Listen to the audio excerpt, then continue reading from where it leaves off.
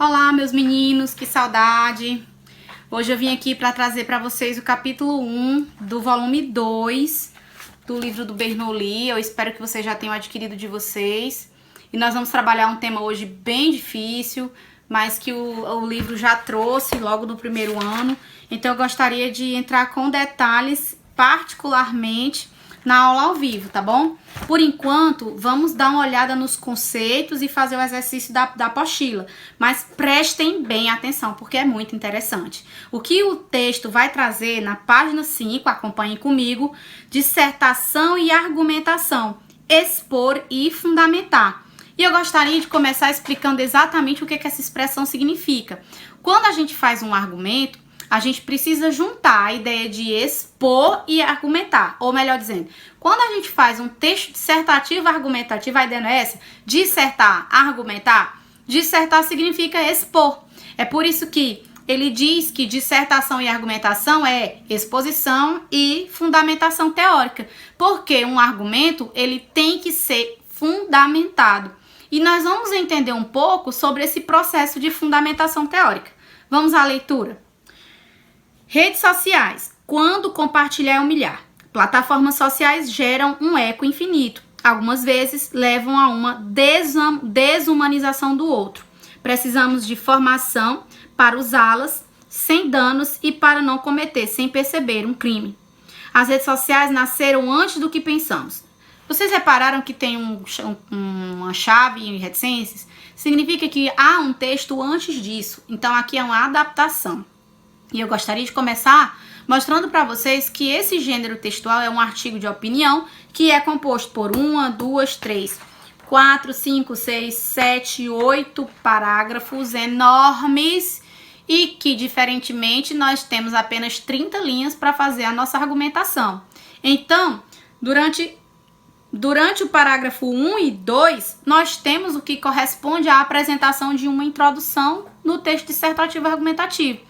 Ou o que eu quero dizer é que, basicamente, o autor desse texto aqui, ele tem muito mais espaço para fazer aquilo que a gente precisa fazer em 30 linhas.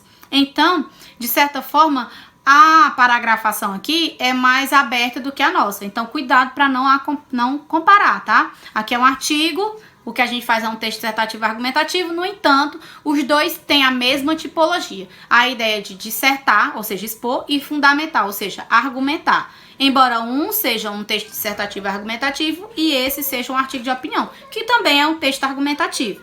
Então eu vejo, as redes sociais nasceram antes do que pensamos. O advogado... deixa eu explicar logo. A ideia desse parágrafo é fundamentar a ideia do tópico frasal. Ele vai dizer que as redes sociais nasceram antes do que pensamos. Então, durante o parágrafo, ele vai contar a história das redes sociais desde a primeira fundamentação até os dias de hoje. E, com certeza, vai ultrapassar a ideia do que temos de rede social hoje em dia, porque ele vai começar com um conceito mais antigo. A ideia que se dá por meio do tópico frasal é essa. O parágrafo que se segue aqui vai falar sobre a origem das redes sociais e o que ela é hoje. No segundo, ele diz: para grande parte da legião de adeptos, usar bem essas plataformas é uma matéria a ser cumprida. O que acontece é que ele vai dizer que muitas pessoas não usam bem essas plataformas.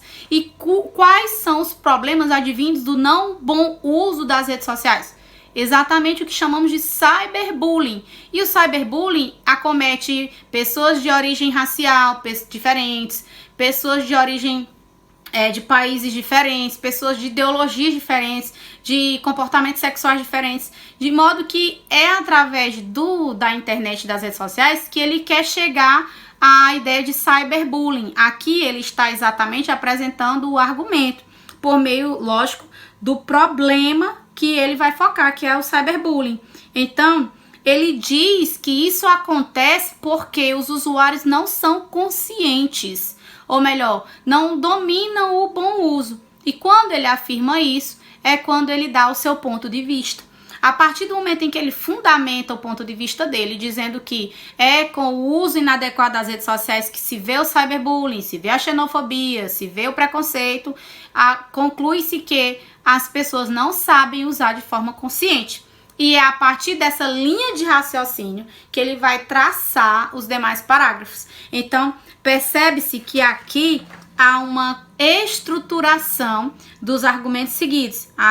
Os próximos parágrafos vão exatamente entender exemplos, explicações, exemplificações, qualificações, comparações, curiosidades históricas para explicar esse ponto de vista dele, de que as pessoas não têm consciência de como usar corretamente as redes sociais. E eu concordo com ele, super concordo, inclusive. Então eu vou para a página 6, já na segunda coluna, parágrafo 2, onde ele diz: o texto anterior apresenta como tema as redes sociais e os impactos do seu uso negativo, que é exatamente uma síntese do que é o texto. Depois tem que ler.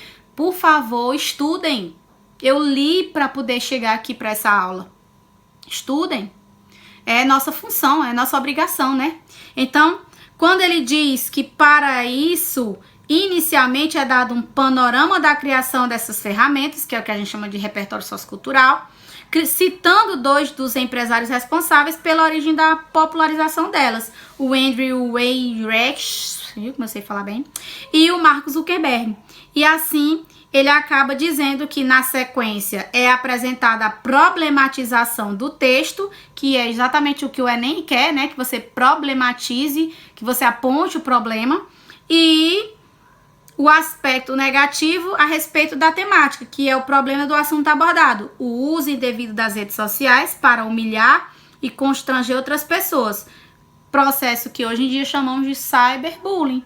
E assim, ele vai acabar fundamentando o que é dito com opiniões de especialista, o relatório da Assembleia Parlamentar do Conselho da Europa. Então, eu tenho depois dois fortes fundamentos de um ponto de vista. Olha, gente, o que faz você se convencer mais é dizer que, de acordo com Immanuel Kant, o homem é aquilo que a educação faz dele, ou quando eu digo que o Brasil tem uma péssima educação, porque segundo a OCDE, de 65 países membros das nações, da Organização das Nações para a Cooperação e Desenvolvimento, nós somos o 57º. Nós somos muito, muito ruins em educação. E aí? O que foi que lhe convenceu mais? O filósofo ou o dado, ou a pesquisa? Então, quando você estiver diante de um juiz como advogado de um acusado lá de um crime e você disser: doutor, de acordo com Thomas Hobbes, o homem é o lobo do homem. É por isso que o meu cliente aqui cometeu esse roubo, porque ele é fruto de uma desigualdade social. Você acha que isso vai convencer o juiz? Ou você acha que isso é sim uma fonte de repertório, que obviamente que isso é uma ideia a se refletir, mas não é uma coisa muito concreta. Pensem bem comigo, qual é a fundamentação mais lógica? No entanto, pensamentos pessoais à parte, o Enem considera todas. Se você utilizar um repertório científico, se você utilizar um repertório cultural, tá valendo, meu amigo.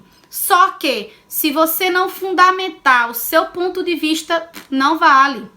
A gente chama aquilo de ideia embrionária. Ideia ou que não tem a fundamentação teórica, quando o seu parágrafo só fala de textos de senso comum, melhor dizendo, o conhecimento de senso comum, mas não há uma fundamentação. Então, ela não vale como argumento. E aí você acaba tirando 120 na competência 2 do Enem. Nesse contexto aqui, o capítulo leva à ideia de se trazer um projeto, uma ideia de fundamentar o argumento.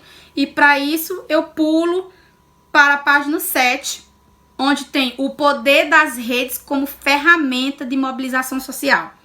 Olha só como esse outro texto também é sobre redes sociais, porém agora ele vai trazer um fator positivo. Ele vai dizer sobre o critério de mobilização social, sobre ativismo. Vamos lá. Durante muito tempo acreditou-se que o mundo virtual fosse apenas sinônimo de isolamento. Porém, com a proliferação das redes sociais, começou-se a observar que elas também contribuem para aumentar as possibilidades de compartilhamento e de mobilização das pessoas. É cada vez mais comum o uso de páginas como o Twitter e o Facebook para cobrar transparência do poder público, fazer manifestações políticas, cobrar posturas éticas das corporações e convocar movimentos sociais. A partir de então, ele vai de novo fundamentar o seu ponto de vista, ou seja, dizer que há algum tempo as pessoas acreditavam que as redes sociais isolavam e atomizavam as pessoas, porque cada um ficava no seu computador, no seu celular e não faziam compartilhamento de ideias, mas hoje vê-se a ferramenta como uma séria ferramenta para um engajamento social. E assim eu consigo mobilizar muitos a uma doação, a defesa de uma causa nobre, ou de acusar alguém politicamente incorreto, né, corrupto. E assim nós estamos utilizando as redes sociais para promover o ativismo digital, que inclusive é uma excelente proposta, né? Um excelente tema, a gente tem que escrever sobre isso. O que acontece é que depois disso, ele vai dar um exemplo, fundamentar, que é o próximo parágrafo, depois ele vai dar mais um outro exemplo, onde fala sobre solidariedade no demais parágrafo, e depois ele fala de mais um exemplo com a mobilização de consumidores insatisfeitos pelo Twitter. E é por meio da exemplificação que ele convence você que realmente hoje as redes sociais estão sendo utilizadas para promover o ativismo social.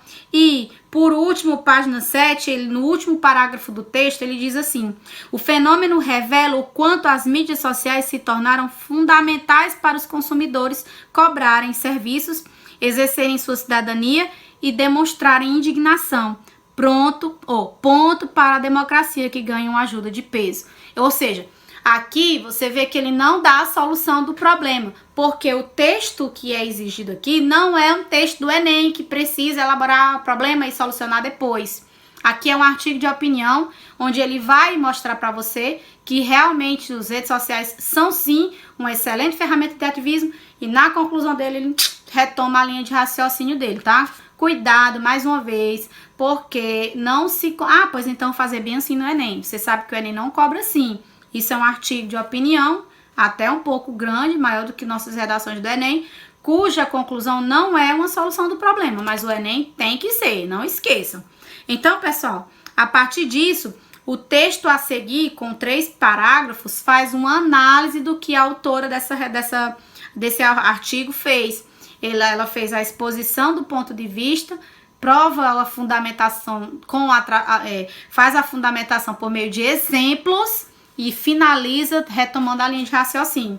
E ali, o que é legal é você entender a construção da fundamentação do seu ponto de vista, viu? O que esse texto quer? O que essa aula aqui quer? Quer que você entenda que eu preciso fundamentar o meu parágrafo. A partir disso, eu levo vocês para a página 8, e é na página 8 em que há uma abertura de um exercício. Aqui diz assim: tanto o texto argumentativo quanto o dissertativo, e o chamado dissertativo argumentativo que será visto na sequência, apresentam a estrutura básica de introdução, desenvolvimento e conclusão, cujas funções podem ser assim esquematizadas.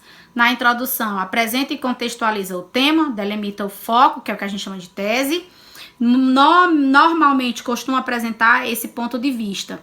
Desenvolvimento, parte mais importante do texto em que a tese estará aprovada. Para isso, argumentos serão construídos e fundamentados, como exemplos, citações, comparações, justificativas, assim sucessivamente, viu? Você pode usar uma ilustração, uma alusão histórica, uma comparação, a fala de um filósofo, enfim. Devido à sua importância, é a maior parte do texto dissertativo e ou do argumentativo. E a conclusão, que encerra as discussões feitas, reafirma a tese ou apresenta em textos dedutivos, pode fazer um pequeno resumo das principais ideias e, no caso do Enem, elabora a solução do problema, né? Você sabe disso, que no Enem, a ideia é de se elaborar a solução do problema. Então, a partir disso, ele traz uma exemplificação de um filme, que é uma série, quer dizer, Atypical, que claro que a gente deveria assistir, e depois o cyberbullying e o bullying vem ganhando cada vez mais repercussão na atualidade, devido ao avanço dos estudos pedagógicos e sociais realizados sobre os danos às vítimas que essas atitudes provocam e os traumas que podem desencadear. Em virtude disso, diversas produções artísticas estão tematizando a questão e procurando provocar reflexões em seus espectadores. Exercício de aprendizagem.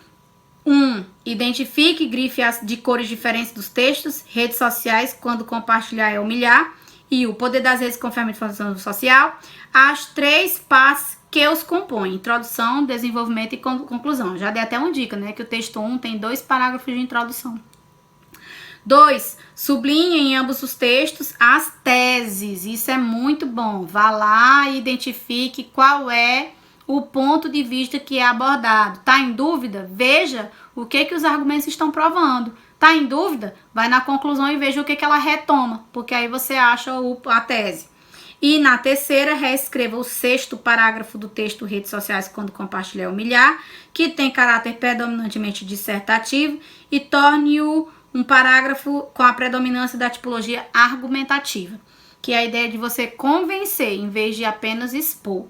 Então, além desses 3 exercícios aqui, dessas três questões, eu gostaria de vocês assistissem na Netflix o Atypical, pelo menos para poder contextualizar um pouco, para a gente poder usar em um texto sobre bullying lá na frente, tá bom? Ou cyberbullying, ok? Então, é isso, por hoje é isso. Eu quero que vocês respondam essas 3 questões da página 8, tá bom? Até lá!